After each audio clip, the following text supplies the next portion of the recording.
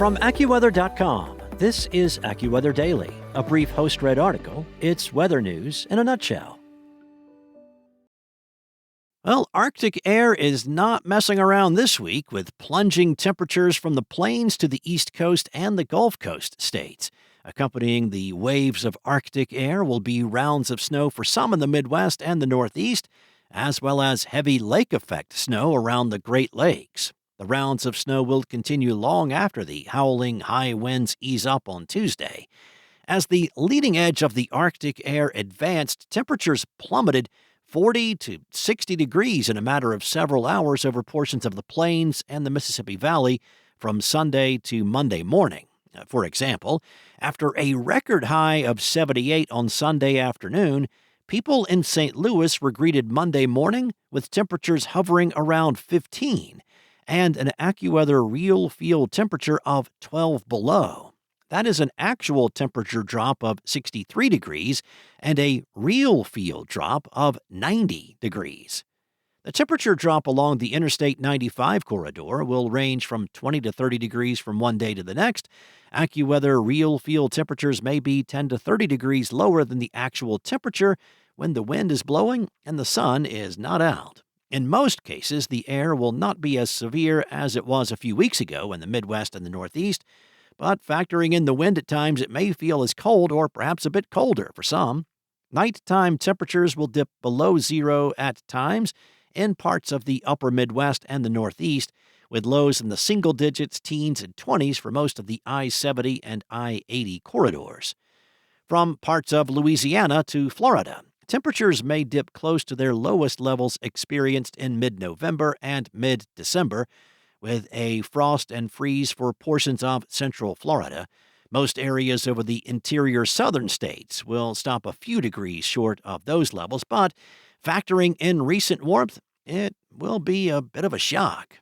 In the wake of the powerful weekend storm, the rush of Arctic air across the open waters of the Great Lakes will create flurries, bands of lake-effect snow, and snow squalls from Michigan to the Northeast through much of this week.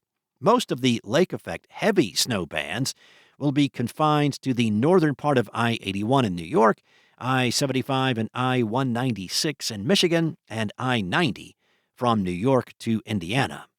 A foot or two of snow can easily pile up from lake-effect snow this week, where bands persist or return for multiple rounds. Combining the snow that fell from the big storm this past weekend, some areas in Michigan may end up with 48 to 60 inches of snow from this past Sunday to Friday of this week. Making the weather situation a bit more complex will be a double-jointed clipper storm that will race along with two patches of snow.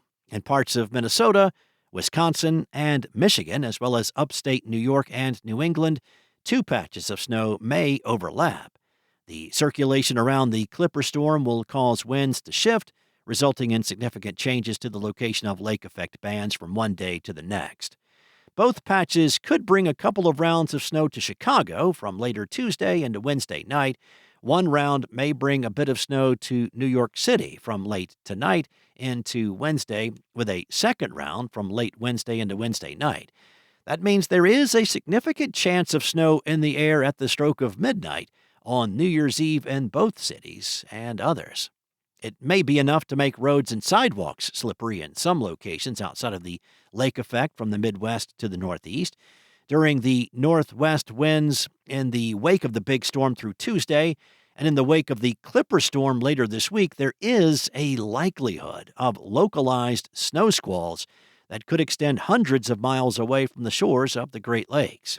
These snow squalls may pose hazards for motorists on the Interstates 70 and 80 corridors. Well, the first meteor shower of the new year will peak this weekend, but the year's opening astronomy event does come with a catch. The Quadrantid meteor shower is one of the most intense and shortest meteor showers of the year. Unlike many others that peak over 1 or 2 nights, the Quadrantids typically deliver their best display during a narrow window, lasting just a few hours. That peak is expected shortly after sunset on Saturday, but viewing conditions will not be ideal due to the full moon happening on the same night. Despite the moonlight, astronomers say the quadrantids are still worth watching since the next meteor shower will not peak until late April. That's all for now. You can find more regional forecasts and science-based articles at AccuWeather.com. And for your local forecast at your fingertips, download the AccuWeather app. Enjoy the rest of your day. Be safe. I'll be back tomorrow with more from AccuWeather.